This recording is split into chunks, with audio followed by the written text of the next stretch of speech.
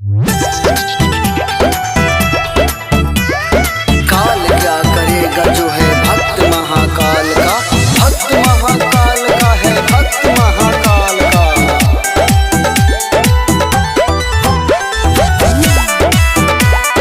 बोला बोला शंकर भगवान की जय। ना तेरा बाबू हूँ ना तेरा सोना, ना तू मेरी मुन्नी है ना मेरा मोना। ना तेरा बाबू हूँ ना तेरा सोना, ना तू मेरी मुन्नी है ना मेरा मोना। बरसा बन भर कोई मेरा नहीं, हाँ हाँ मेरा नहीं।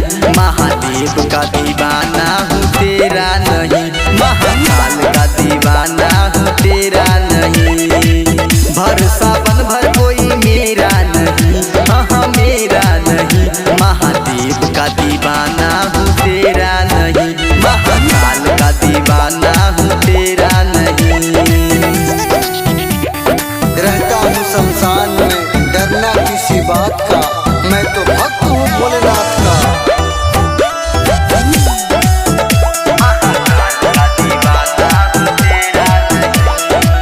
दुनिया समाई है मेरे भोलेनाथ में, जिंदगी के डोर मेरे बाबा के हाथ में।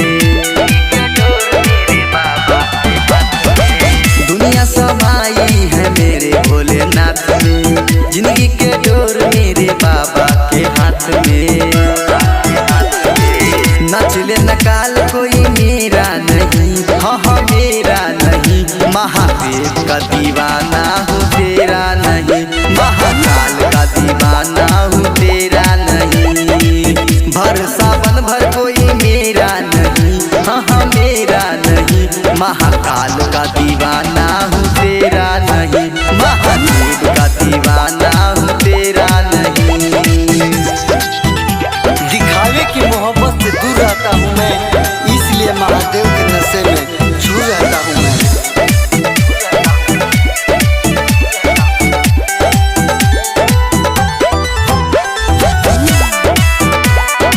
बोला बोला डमरू वाले बाबा की जय।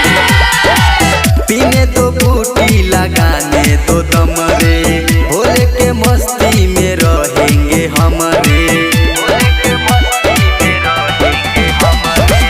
पीने तो बूटी लगाने तो दम रे, भोले के मस्ती में संजू महाकाल रे। अभिजीत प्रेमिया पर तेरा नहीं, हाँ हाँ तेरा नहीं। महादेव का दीवाना